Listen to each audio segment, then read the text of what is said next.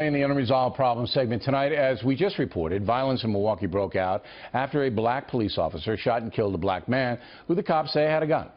The Milwaukee County Sheriff, David Clark, reacted this way. Here's what causes riots. We have inescapable poverty in the city of Milwaukee. Milwaukee's like the 6th poorest city in America. You have massive black unemployment. I think it's at 32%. You have a failing K-12 public education system. It's one of the worst in the nation. You have questionable lifestyle choices. Some of this is self-inflicted. All these kids with no fathers around. Father-absent homes. When fathers aren't around to shape the behavior of young men, they oftentimes grow up to be unmanageable misfits. Those are the ingredients. Milwaukee has all of them. All this police shooting did, of an armed individual, by the way. When 4 other murders happened the night before and you didn't see this sort of reaction.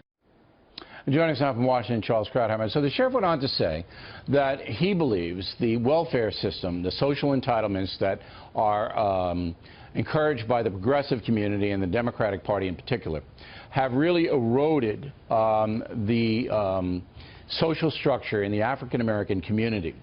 First of all, do you believe that? And second, how has that happened? Well, I don't believe it caused it.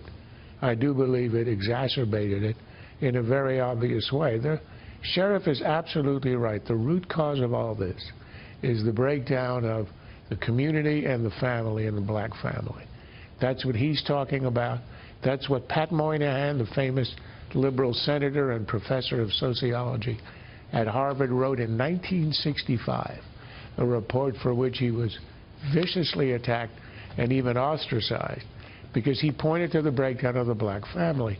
The major task of any society, of any family, overall, the organization of society, is to socialize young men, to civilize them. That's what the family is for. That's what society is for. If you fail at that, you fail at everything. And what Moynihan pointed out in 1965 was to an illegitimacy epidemic. Do you know what the number was at the time? 24%. You know what it is now among African Americans? 70% nationally. In some of the cities, 80 to 90%. The sheriff is absolutely right. Fatherlessness. No one, not just to be the role model, but to be the disciplinarian.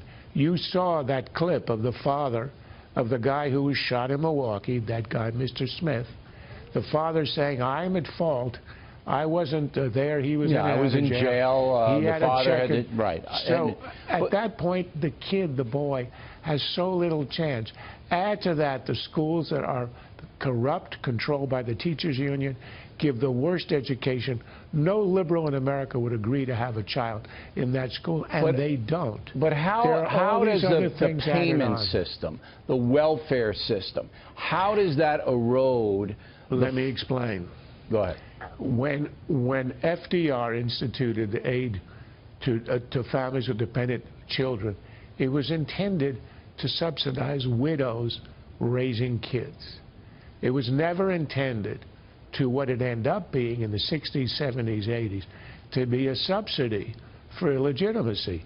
What was discovered was that if you had a child, you were unmarried in your late teens, early 20s, and as long as you didn't have a man in the house, not just unmarried, people used to hide the boyfriends. They would run away when the social workers showed up, because if there's a man in the house, you lost your payments.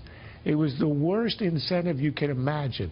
Well-meaning government trying to subsidize a single mother, trying to raise her kids, very hard to do. But what it created was a cash payment system where essentially if you had an illegitimate child, no one to help you out in the house, you were subsidized. The government essentially became your providing husband. And the more kids you had, the more money you got. And you created a new generation with no father, no role model, increasing poverty, desperation, and all the pathology that we talk about today. It is a tragedy because it was all well-intended. But the Progressive Party will never admit that. They will never say, gee, you know, we were well-intended, but it didn't work, and now we have to look at another way. Well, Bill Clinton did. He did in a way. The welfare reform in 1996. Right, but that was based on work. Attached it. Yes, that attached it to work, and that revolutionized welfare. This is based on something else. This is based on morality. Now, Clark basically says, Sheriff Clark, that the black community in America has to solve the problem itself, that the government can't. So if African Americans want a better society, all right, they have to confront this growing problem of the deterioration of the family. Do you think that will ever happen? Look, that has always been true. It's true for every community. It's been made worse by the policies of the government. The problem for us is everybody is aware of the problem, but no one knows. There's no political solution to what would have to be a reformation, sort of a re-spiritualization, if you like, of these communities that are suffering so much. The sources of strength, of course, are the churches, some of the community organizations, and that's where all that has to come from. But I think there are a few things the government can do at the margins. The first was reforming welfare, which Obama has largely undone the work requirement. And second, what we need to talk about is to try to salvage at least some of the students by giving them educational choice. The vouchers and stuff like that. So you can start by working from the outside. All right. You can start by doing those things. But the rest, unfortunately, is up to a community that is in very dire straits. All right, Charles, thank you very much.